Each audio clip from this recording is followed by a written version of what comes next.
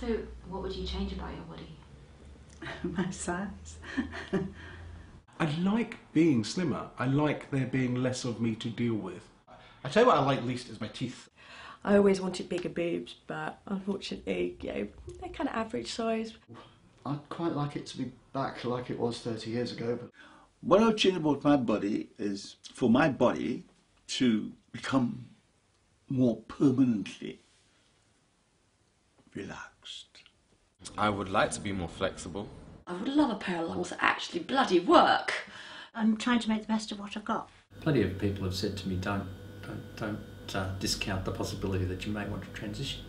Right at the moment, I'm having fun. I wouldn't want to lose or change anything, really. I don't want regulation arms. I don't think I'd know what to do with them, and I think they'd kind of get in my way. But my lifelong regret is that I've never had sufficient vision to be able to drive. So if my fairy godmother could grant me the gift of 20/20 vision, or even just enough vision to pass a driving test, I'd be so happy.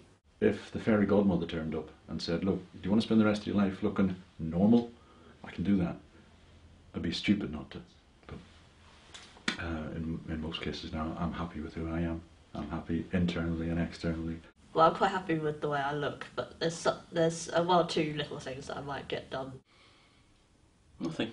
But I always feel curious about people who feel they do want to change their body, be it through surgery, tattoos, even makeup sometimes. Why does this person feel that what they have isn't enough? And sometimes when people do too much in the way of surgery or tattoos and that kind of thing, I just think this is such a shame. This is a beautiful person, and they've changed the way they look artificially, and just be happy with yourself. I used to sort of say, oh, if I had the money, and like maybe I'd just save up and get a boob job. But then I thought, do you know what? If I did that, then I'd want to get the thighs done, and then I want to get the tummy done, and then you'd just be like, where do you stop? And it's much better use of your time to just try and accept yourself for the way you are and make the most of what you've got, because really, you know, life's too short.